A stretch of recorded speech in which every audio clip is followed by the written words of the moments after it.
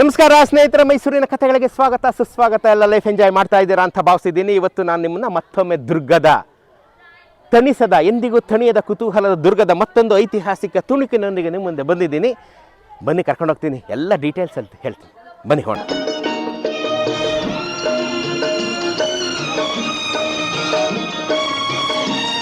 ಹಾಂ,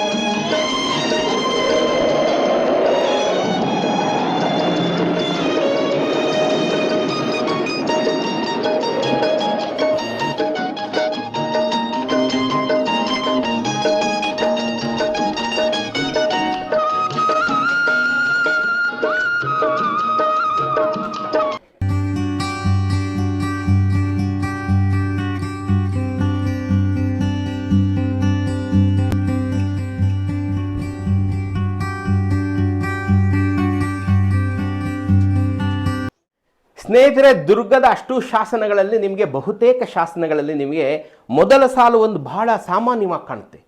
ಅಂದರೆ ಕಾಮನ್ ಒಂದು ಲೈನ್ ಇರುತ್ತೆ. ಏನಪ್ಪ ಅಂತಂದರೆ, ಶ್ರೀ ಗುರುಭ್ಯೋ ನಮಃ ಸಿದ್ಧನಾಥ ಶರಣು. ಬನ್ನಿ ಬ್ರಿಜೇಶ್, ಇಲ್ಲಿ ತೋರಿಸಿ. ಶ್ರೀ ಗುರುಭ್ಯೋ ನಮಃ ಸಿದ್ಧನಾಥ ಶರಣು. ಶ್ರೀ ಗುರುಭ್ಯೋ ನಮಃ ಸಿದ್ಧನಾಥ ಶರಣು. ಈ ಕಲ್ಲಾಯ್ತಾ? ಈ ಕಲ್ಗೂ ಬನ್ನಿರಿ. ಶ್ರೀ ಗುರುಭ್ಯೋ ನಮಃ ಸಿದ್ಧನಾಥ ಶರಣು. ಶ್ರೀ ಗುರುಭ್ಯೋ ನಮಃ ಸಿದ್ಧನಾಥ ಶರಣು. ಆಯಿತಾ? ಎಲ್ಲ ಕಲ್ಲುಗಳದು ಇದು ಶ್ರೀ ಗುರುಭ್ಯೋ ನಮಃ ಸಿದ್ಧನಾಥ ಶರಣು. ಯಾರೀ ಸಿದ್ಧನಾಥ? ನಾಥ ಪರಂಪರೆಯ ಗುರು ಸಿದ್ಧನಾಥ. ಇಲ್ಲಿ ಸಂಪಿಗೆ ಮರ ಇದ್ದಿದ್ದರಿಂದ ಇವನು ಸಂಪಿಗೆ ಸಿದ್ದೇಶ್ವರ ಅಥವಾ ಸಂಪಿಗೆ ಸಿದ್ಧನಾಥ ಆದ. ರಸಾಸಿದ್ಧರು ಅಂತ ನಾನು ತುಂಬ ಕಡೆ ಬರೆದಿದ್ದೀನಿ ಇವ್ರನ್ನ. ಇವರು ದುರ್ಗದ ನಾಯಕ ಅರಸರುಗಳನ್ನು ಕಾಪಾಡಿದಂಥವ್ರು, ಅವರಿಗೆ ಶಕ್ತಿಯನ್ನು ಕೊಟ್ಟಂಥವ್ರು, ಅವರಿಗೆ ಆರ್ಥಿಕ ಬಲವನ್ನು ಕೊಟ್ಟಂಥವ್ರು, ಮನೋಚೈತನ್ಯವನ್ನು ಕೊಟ್ಟಂಥವ್ರು, ಅವರಿಗೆ ಬೆಂಗಾವಲಾಗಿ ಇದ್ದಂಥವರು, ಮದಕರಿ ನಾಯಕರು ಅಂತ ಬಿರುದನ್ನು ಕೊಟ್ಟಂಥವ್ರು ಇದೇ ಸಂಪಿಗೆ ಸಿದ್ಧನಾಥರು. ಅರ್ಥ ಆಯ್ತಾ?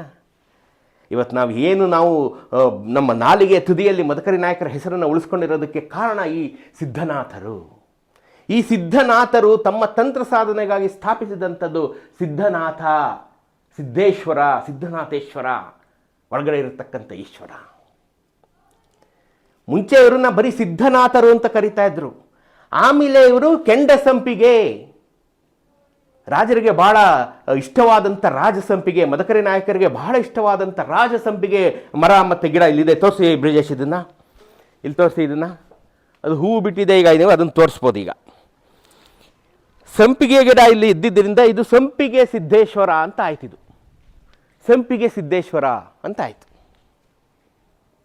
ಇಲ್ಲೂ ಇದೆ, ಇಲ್ಲೂ ಇದೆ, ತೋರಿಸಿ. ಈ ಕಡೆ ಇದೆ, ತೋರಿಸಿ. ಅದನ್ನು ತುಂಬ ಪುರಾತನವಾದಂಥ ಸಂಪಿಗೆ ಮರವನ್ನು ನೀವು ನೋಡ್ತಾ ಇದ್ದೀರಾ. ಹಾಗಾಗಿ ಇವನು ಸಂಪಿಗೆ ಸಿದ್ದೇಶ್ವರ ಆದ. ಸಿದ್ಧನಾಥರು ಸ್ಥಾಪಿಸಿದಂಥ ಈಶ್ವರ ಸಂಪಿಗೆ ಮರದೊಂದಿಗೆ ಸೇರಿಕೊಂಡು ಸಂಪಿಗೆ ಸಿದ್ದೇಶ್ವರನಾದ. ಇವನನ್ನು ಚಂಪಕ ಸಿದ್ಧನಾಥ ಅಂತಲೂ ಕರೀತಾರೆ. ಅದನ್ನು ಬನ್ನಿ ತೋರಿಸ್ತೀನಿ, ಅದಕ್ಕೊಂದು ಸಾಕ್ಷಿ ಇದೆ. ಚಂಪಕ ಸಿದ್ಧನಾಥ ಬನ್ನಿ ತೋರಿಸ್ತೀನಿ.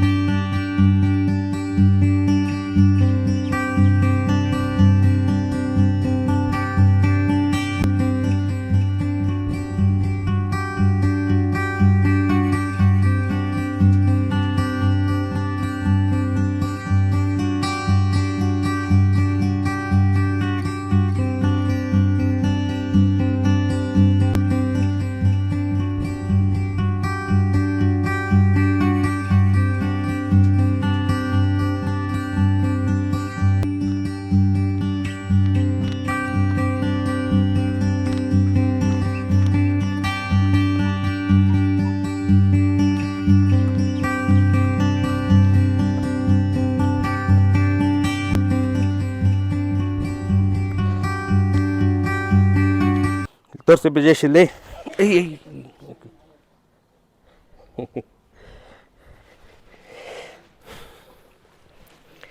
ಇಲ್ಲಿ ತೋರಿಸಿ ಬ್ರಿಜೇಶ್ ಇಲ್ಲಿ.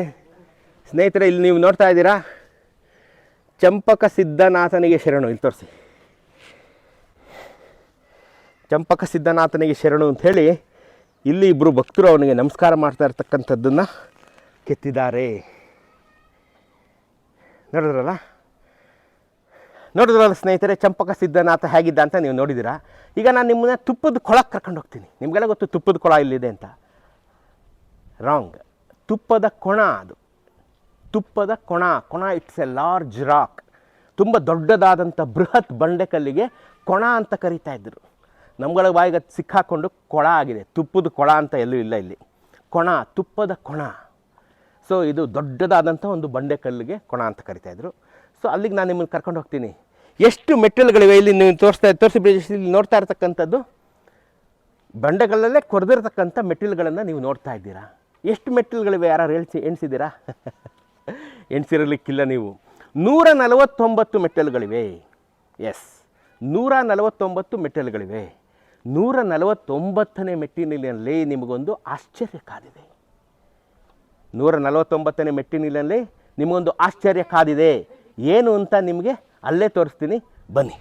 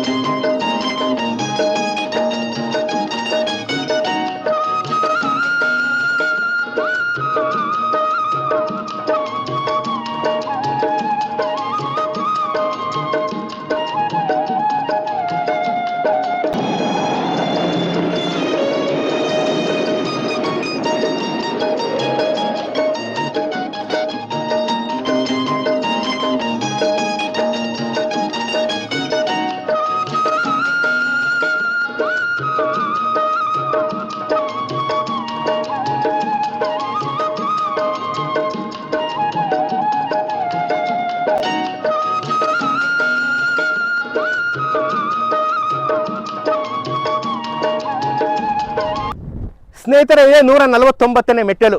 ಏನಪ್ಪ ಆಶ್ಚರ್ಯ ಇಲ್ಲಿ? ಆಶ್ಚರ್ಯ ಇದೇನೆ. ಇಲ್ಲೊಂದು ಶಾಸನ ಇದೆ, ತೋರಿಸಿ ಬ್ರಿಜೇಶ್. ಸಿದ್ಧನಾಥ ದೇವರ ಶಿಖರ. ಇಲ್ಲಿ ನೋಡಿ ನೀವು, ಸಿದ್ಧನಾಥ ದೇವರ ಶಿಖರ ನೋಡಿದ್ರಾ? ನೀವು ಮುಂಚೆ ಈ ತುಪ್ಪದ ಕೊಣ ಹತ್ತಿದ್ರೆ ಇದು ಆ ಶಾಸನ ನೋಡಿರೋಕ್ಕೆ ನೀವು ಚಾನ್ಸೇ ಇಲ್ಲ. ಈ ಶಾಸನ ಇವತ್ತು ನಾನು ನಿಮಗೆ ತೋರಿಸಿದ್ದೀನಿ. ಸಿದ್ಧನಾಥ ದೇವರ ಶಿಖರ ಆಯಿತಾ? ಇದು ಸಿದ್ಧನಾಥ ದೇವರ ಶಿಖರ. ಕೆಳಗಡೆ ಇರೋವನೇ ಸಿದ್ಧನಾಥ. ಶ್ರೀ ಗುರುಭ್ಯೋ ನಮಃ ಸಿದ್ಧನಾಥ ಅಂತಿದೆಯಲ್ಲ, ಸಿದ್ಧನಾಥನಿಗೆ ಶರಣು. ಅವನೇ ಸಿದ್ಧನಾಥ. ಸಂಪಿಗೆ ಮರದಿಂದ ಸಂಪಿಗೆ ಸಿದ್ಧನಾಥ, ಚಂಪಕ ಸಿದ್ಧನಾಥ ಎಲ್ಲ ಅವನೇ. ರಸಸಿದ್ಧರು ಸ್ಥಾಪನೆ ಮಾಡಿದಂಥ ಸಿದ್ಧನಾಥ. ತುಪ್ಪದ ಕೊಣ, ಇದು ಅತ್ಯಂತ ದೊಡ್ಡದಾದ ಬೃಹತ್ ಬಂಡೆಕಲ್ಲು. ತುಪ್ಪದ ಕೊಳ ಅಲ್ಲ, ಕೊಣ ಆಯಿತಾ? ಅಲ್ಲಿ ನೀವು ನೋಡ್ತಾ ಇರ್ತಕ್ಕಂಥದ್ದು ಜೋಡಿ ಗಾಳಿ ಗೋಪುರ. ಕೆಳಗಡೆ ನೀವು ದೊಡ್ಡ ವಿಶಾಲವಾದಂಥ ಬಿಲ್ಡಿಂಗ್ ನಿಮ್ಗೆ ಕಾಣಿಸ್ತಾ ಇರೋಂಥದ್ದು ಬಿಚ್ಚುಗತ್ತಿ ಭರಮಣ್ಣ ನಾಯಕರು ಮುರುಘಾ ಮಠದ ಸ್ವಾಮಿಗಳಿಗೆ ಕಟ್ಕೊಟ್ಟಂಥ ಮುರುಘಾ ಮಠ, ಮೂಲ ಮುರುಘಾ ಮಠ. ಮತ್ತು ಹಿಂದ್ಗಡೆ ಕಾಣ್ತಾ ಇರ್ತಕ್ಕಂಥದ್ದು ಹಿಡಿಂಬೇಶ್ವರನ ದೇವಾಲಯ. ಆ ಗುಡ್ಡಗಳಲ್ಲಿ ಕಾಣ್ತಾ ಇರ್ತಕ್ಕಂಥದ್ದು ರಾಜ ವೀರ ಮದಕರಿ ನಾಯಕರು ಸಾಮು ಮಾಡ್ತಿದ್ದಂಥ ಗರಡಿ. ನಿಮಗೆ ನಾನು ಅದನ್ನು ತೋರಿಸಿದ್ದೀನಿ. ಆ ಗರಡಿ ಅಲ್ಲಿ ಕಾಣ್ತಾ ಇರ್ತಕ್ಕಂಥ ಗ್ರೀನ್ ಪ್ಯಾಚ್, ಹೈದರಲ್ಲಿ ದುರ್ಗವನ್ನು ಮುತ್ತಿಗೆ ಹಾಕಿದ್ದ ಮೊದಲ ಸಲ ಅಲ್ಲಿಂದ ಬರಗೇರಮ್ಮನ ಬಯಲು ಅಂತ ನಾವು ಅದನ್ನು ಕರಿತೀವಿ. ಬರಗೇರಮ್ಮನ ದೇವಸ್ಥಾನ ಅಲ್ಲಿದೆ. ಅದು ಬರಗೇರಮ್ಮನ ಬಯಲು. ಅಲ್ಲಿ ಮೊದಲ ಬಾರಿ ಮೈಸೂರಿನ ಸೈನ್ಯ ಬೀಡುಬಿಟ್ಟು ದುರ್ಗದ ಮೇಲೆ ದಾಳಿಯನ್ನು ಆರಂಭಿಸಿದಂಥ ಜಾಗ ಅದು. ನೋಡಿದ್ರಲ್ಲ ಸ್ನೇಹಿತರೆ, ಸಿದ್ಧನಾಥ ದೇವರ ಶಿಖರವನ್ನು ನೋಡಿದ್ದೀರಾ? ತುಪ್ಪದ ಕೊಣ, ನಾಟ್ ಕೊಣ. ನೀವು ಬಂದು ಹತ್ತಿಯಲ್ಲಿ ನೀವು ನಿಮ್ಮ ಗಿಫ್ಟನ್ನು ದುರ್ಗಕ್ಕೆ ಕೊಡಬೇಡಿ.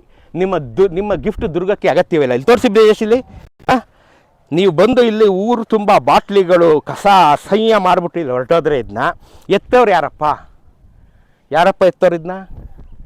ನೀವು ಕಣ್ರಿ, ಇವೆಲ್ಲ ನಮ್ಮದು ಅಪ್ಪ, ಇವೆಲ್ಲ ನಮ್ಮದು. ಐತಿಹಾಸಿಕ ಸ್ಥಳ, ಇಡೀ ಕರ್ನಾಟಕ ನಮ್ಮದು, ಹೌದಾ? ನಾವೇ ಇದನ್ನು ಇಷ್ಟು ಕೆಟ್ಟದಾಗಿ ಇಟ್ಕೊಂಡ್ರೆ ಬಂದು ನೋಡಿದ ಪ್ರವಾಸಿಗರು, ವಿದೇಶಿ ಪ್ರವಾಸಿಗರು, ದೇಶ ವಿದೇಶಗಳಿಂದ ದುರ್ಗ ನೋಡೋಕೆ ಬಂದವರು ಏನು ಅಂದ್ಕೊಳ್ಳಲ್ಲ ನಮ್ಮ ಮೇಲೆ, ಅಲ್ವಾ? ದಯವಿಟ್ಟು ನಿಮ್ಮ ಬಿಲಾಂಗಿಂಗ್ಸ್ನೆಲ್ಲ ಕೆಳಗಡೆ ಬಿಟ್ಬಿಟ್ಟು ಮೇಲೆ ಹತ್ತಿ, ನೀರು ಬೇಕಾದ್ರೆ ತಂದರೆ ವಾಪಸ್ ಖಾಲಿ ಬಾಟ್ಲು ತಗೊಂಡೋಗಿ. ದಯವಿಟ್ಟು ಇಲ್ಲಿ ಅಸಹ್ಯಗಳನ್ನು ಬಿಡಬೇಡಿ. ನಮ್ಮ ಕೈಯಿಂದ ನೋಡೋಕ್ಕಾಗಲ್ಲ. ಸಾಹಸಿ ಪ್ರವಾಸಿಗರು ಇಲ್ಲಿ ಹತ್ತುತ್ತೀರಿ, ಈ ಕಸ ಇಲ್ಲಿ ಬಿಸಾಕ್ತೀರಿ, ಹೋಗ್ತೀರಿ. ಎಲ್ಲೂ ಆ ಥರ ಮಾಡಬೇಡಿ, ಎಲ್ಲೂ ಆ ರೀತಿಯಾಗಿ ಮಾಡಬೇಡಿ. ದಯವಿಟ್ಟು ನಿಮ್ಮಲ್ಲಿ ಸವಿನಯ ಪ್ರಾರ್ಥನೆ. ಯಾವುದೇ ಪ್ರವಾಸಿ ಸ್ಥಳಕ್ಕೆ ಹೋದರೂ ಬಹಳ ಡೀಸೆಂಟಾಗಿ ನಡ್ಕೊಳ್ಳಿ. ಈ ಕಸನೆಲ್ಲ ತೊಗೊಂಡೋಗಿ ನಿಮ್ಮ ಮನೇಲೆ ವಾಪಸ್ ಹಾಕ್ಕೊಳ್ಳಿ, ಆಯಿತಾ? ನಡೀರಿ, ಕೆಳಕ್ಕೆ ಇಳಿಯೋಣ ಈಗ.